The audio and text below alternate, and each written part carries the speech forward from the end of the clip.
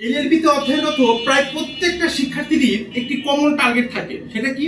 কিভাবে আমরা খুব সহজে আইন আয়ত্ত করতে পারি, খুব সহজে ঝামেলা ছাড়া আমরা যেভাবে বুঝি ঠিক সেভাবে কিভাবে আমরা আইন আয়ত্ত করব। এই জন্য আমরা সোশ্যাল মিডিয়ায় কিন্তু বিভিন্ন জিনিস সার্চিং করে দেখি, বারবার দেখি, যাতে আমরা সহজে আইন আয়ত্ত আনতে পারি। আসলে আইন সহজে আয়ত্তে আমার কৌশলটা কিন্তু আপনার হাতে রয়েছে, আমাদের প্রত্যেকের হাতে রয়েছে। সেটি কিভাবে দেখুন, বিশেষ করে এলএলবিতে অধ্যয়নরত যারা আছেন তাদের বলবো, আপনারা নিজেরা আপনার জানার জন্য আপনার নিজের আগ্রহটাই দরকার।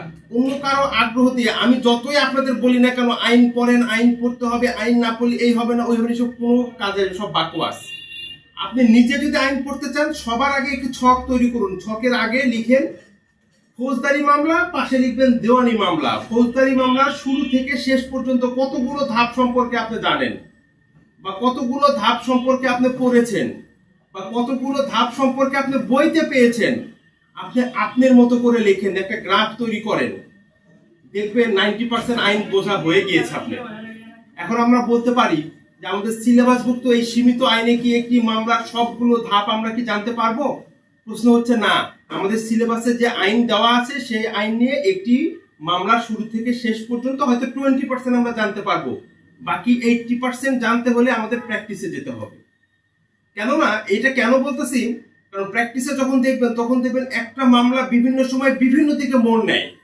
এখন যখন বিভিন্ন সময়ে বিভিন্ন বিষয়বস্তু যখন সামনে আসবে, সেই জিনিসগুলোকে আলোচনা করার জন্য এই সিলেবাসভুক্ত সীমিত আইন পর্যাপ্ত নয়।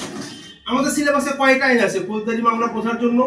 এক আছে কি সিআরপিসি, দ্বন্দ্ববিধি, সাক্ষ্য আইন, কিছু ক্ষেত্রে তামাদি আইন, এছাড়া তো আর কিছু নাই। কিন্তু প্র্যাকটিক্যালি যখন আমরা যাব, আমরা প্রত্যেকটা ধাপে ধাপে আমরা দেখবো আমাদের নতুন নতুন জিনিস আমাদের আয়ত্ত করতে হবে।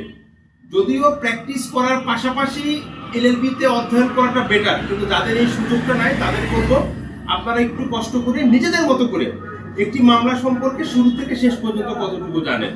ঠিক একই রকম ভাবে দেওয়ানি মামলা শুরু থেকে শেষ পর্যন্ত প্রত্যেকটা ধাপ সম্পর্কে কতটুকু জানেন। আরো জানার আগ্রহ থাকলে কষ্ট করে কোর্টে আসবেন। কোর্টের বারান্দায়ও যদি আপনি ঘুরেন তাও অনেক কিছু জানতে পারবেন, কারণ আপনার কাছে সবই পরিচিত দেখবেন।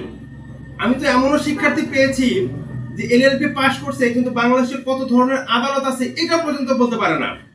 কোন আদালতের নাম কি এটাও সে জানে না।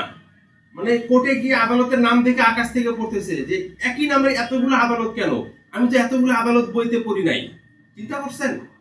তো এইরকম হতভম্ব শিক্ষার্থী যদি আপনারা হতে না চান, তাহলে বলবো আপনারা আইনটাকে নিজেদের মতো করে বোঝার চেষ্টা করবেন, আগে নিজেকে জাজ করবেন, এরপরে কোথায় পড়বেন না পড়বেন এটা পরের চিন্তা।